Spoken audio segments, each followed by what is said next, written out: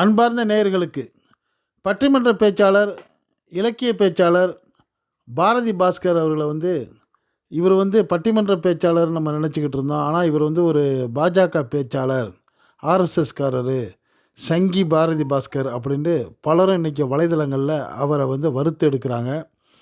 இதற்கு என்ன காரணம்? இந்த அளவுக்கு பலருடைய கோபத்துக்கு பாரதி பாஸ்கர் ஆளானதற்கான காரணம் என்ன அப்படிங்கிற செய்தியை சில நிமிடங்கள் நீங்கள் கவனமாக கேளுங்க.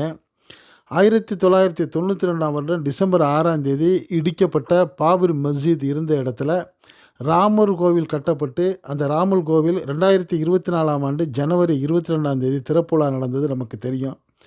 அந்த ராமர் கோவில் திறப்பு விழாவை ஒரு ஆன்மீக நிகழ்ச்சியாக இல்லாமல் கிட்டத்தட்ட ஒரு அரசியல் நிகழ்ச்சியாகவே இந்த பாஜக அரசு கொண்டு போயிடுச்சுன்னு சொல்லி பலரும் குறை சொன்னாங்க.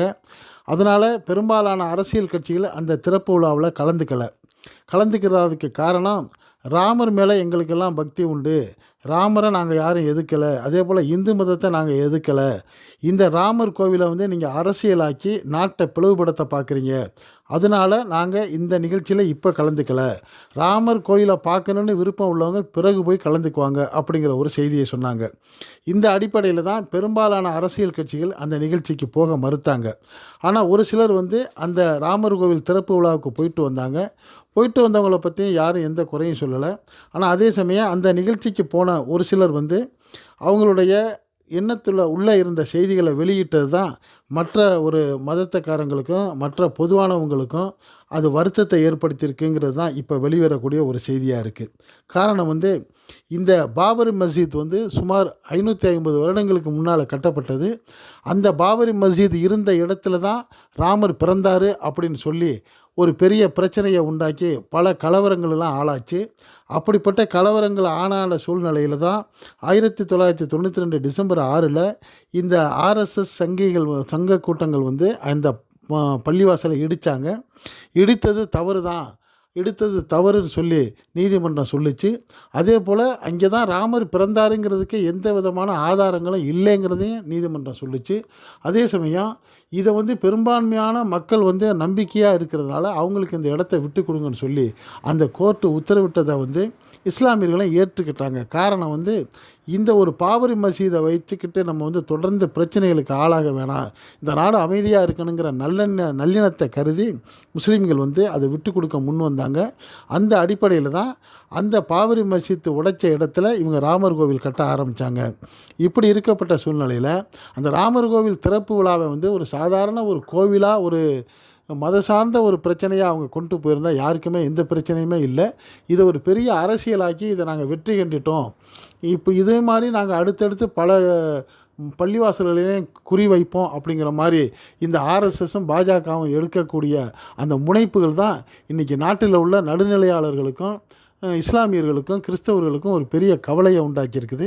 அப்படிப்பட்ட ஒரு சூழ்நிலையில் தான் இப்போ வாரணாசியில் ஞானவாபி மஸ்ஜித்துக்கு கீழே ஒரு கோயில் இருந்துச்சுன்னு சொல்லி அந்த பள்ளிவாசலையும் இப்போ கைப்பற்றுறதுக்கான முயற்சி சமீபத்தில் நடக்குதுங்கிற செய்திகள்லாம் நமக்கு வந்துக்கிட்டு இருக்குது.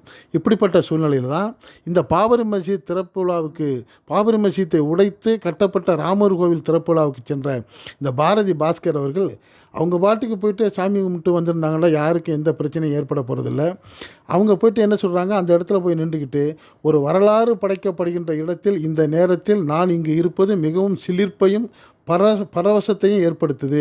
நம் நாட்டில் உள்ள அறத்தின் தலைவன் ராமன், அந்த ராமனையும் கம்பனையும் நான் வணங்குகிறேன், எனக்கு கிடைத்த பேரு பெரும் பேரு என்று கூறிவிட்டு இறுதியில் ராம் ராம் அப்படின்னு கோஷம் போடுறாங்க இந்த பாரதி பாஸ்கர். இந்த கோஷம்தான் நடுநிலையாளர்களையும் இடதுசாரிகளையும் இஸ்லாமியர்களையும் மிகப்பெரிய வருத்தத்துக்கு உண்டாக்கியிருக்கு. அப்போ இந்த சிபிஎம் கட்சியை சேர்ந்த கனகராஜ் அவர்கள் உதாரணத்துக்கு சொல்கிறாங்க, அறத்தை மீறி அடுத்தவன் சொத்தை ஆக்கிரமித்து அதில் கட்டி மசூதியை இடிச்சிட்டு அதில் கட்டின ராமர் கோயில் எப்படியா, இது அறம் மீறிய செயல் அல்லவா? உண்மையிலேயே ராமர் ஒரு கடவுளாக இருந்தால் இந்த அறம் மீறி கட்டப்பட்ட இந்த இடத்துக்கு அவர் வருவாரா அப்படிங்கிற கேள்வியை சிபிஎம் கனகராஜ் அவர்கள் கேட்கிறாரு. இதே போல் பலரும் என்ன சொல்கிறாங்க, இந்த பாரதி பாஸ்கருடைய அந்த பட்டிமன்ற சொற்பொழிவுகளுக்கு ஏகப்பட்ட இஸ்லாமியர்கள் வந்து ரொம்ப விருப்பமாக ரசித்து கேட்பாங்க. அவங்கள வந்து ஒரு ஒரு தனிப்பட்ட ஒரு வித்தியாசமான பார்வையில் இதுவரைக்கும் யாருமே பார்க்கல. அப்படிப்பட்ட சூழ்நிலையில் பாரதி பாஸ்கர் அவங்க மனசில் வச்சுருந்த வன்மத்தை கக்கிட்டாங்க. இந்த வன்மத்தை எப்படி கக்கியிருக்காங்கன்னா, அவங்களுக்கு நிச்சயமாக தெரியும் இந்த இடம் வந்து பிரச்சனைக்குரிய இடம், இதை இடித்து கட்டியிருக்காங்கண்டு.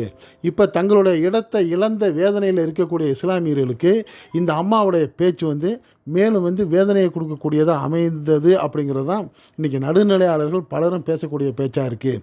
இந்த பேச்சுடைய பலனாக பலரும் வலைதளங்களில் வந்து பாரதி பாஸ்கர் அவர்களை வந்து நீங்கள் வந்து சங்கி, ஆர்எஸ்எஸ்காரங்க, பாஜகவுடைய கொள்கையை முழங்குறவங்க, நீங்கள் வந்து பொது மேடையில் பேசக்கூடிய சூழ்நிலையில் கூட உள்ளுக்குள்ளே உங்களுக்கு இந்த வன்மம் தான் இருந்துச்சுன்னு சொல்லி அவங்கள சொன்னதோடு மட்டும் இல்லாமல், இன்று சமீபத்தில் சவுதி அரேபியாவுடைய கேபிட்டலாக இருக்கிற ரியாத் தமிழ்ச்சங்கம் நடத்த இருந்த ஒரு நிகழ்ச்சியில் பாரதி பாஸ்கர் பேசுகிறதா ஒரு ப்ரோக்ராம் போட்டு அழைப்புதல் போஸ்டர்லாம் வெளியிடப்பட்ட சூழ்நிலையில் இந்த பாரதி பாஸ்கருக்கு எழுந்த எதிர்ப்பை கருத்தில் கொண்டு இந்த பாரதி பாஸ்கர் அவர்களை நீங்கள் ரியாத் தமிழ்ச்சங்க கூட்டத்துக்கு வர வேணான்னு சொல்லி அவங்க நிகழ்ச்சியை வந்து அந்த ரியாதில் வந்து ரத்து செஞ்சுருக்காங்க. இந்த அளவுக்கு ஒரு எதிர்ப்பை சம்பாதித்து கொண்ட பாரதி பாஸ்கர் அவர்கள் வந்து தொடர்ந்து எப்படி இந்த பட்டிமன்ற தளத்தில் வந்து பயணிப்பாங்கங்கிறது ஒரு பெரிய கேள்விக்குறியாக இருக்குது.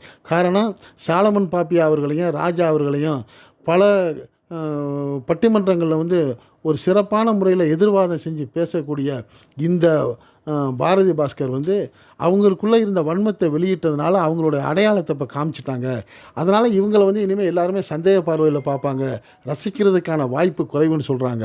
காரணம் வந்து இந்தியாவில் இருக்கக்கூடிய இந்துக்கள் முஸ்லீம்கள்லாம் வந்து ஒரு ஒரு அந்யோன்யமான சகோதர உணர்வோடு தான் பழகிக்கிட்டு இருக்காங்க.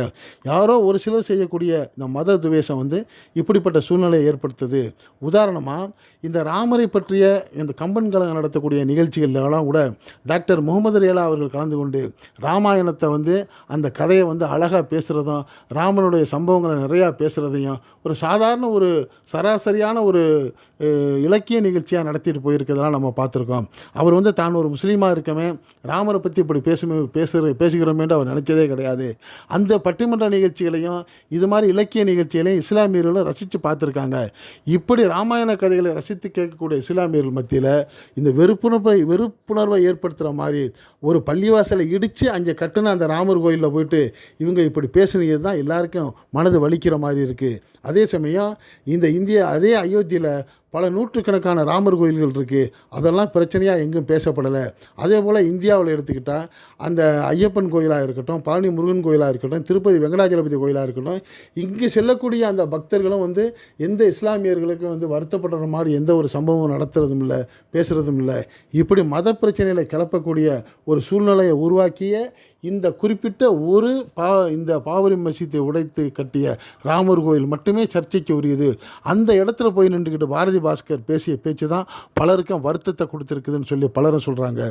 அதே போல் இந்த பாரதி பாஸ்கர் போல் திரைப்பட நடிகர்களாக இருந்த ரஜினிகாந்த் அவர்கள், தனுஷ் அவர்கள்லாம் போயிட்டு அவங்க வந்து தங்களுக்கு அந்த கோவிலுக்கு காட்டிய ஆதரவை விட அந்த இஸ்லாமியர்களுக்கு எதிர்ப்பாக ஒரு மன வருத்தத்தை உண்டாகிற மாதிரி அவங்க நடந்து கொண்ட விதமும் எல்லாருடைய கவனத்தையும் ஈர்த்திருக்குன்னு சொல்லி பலரும் நடுநிலையாளர்கள் பேசுகிறாங்க.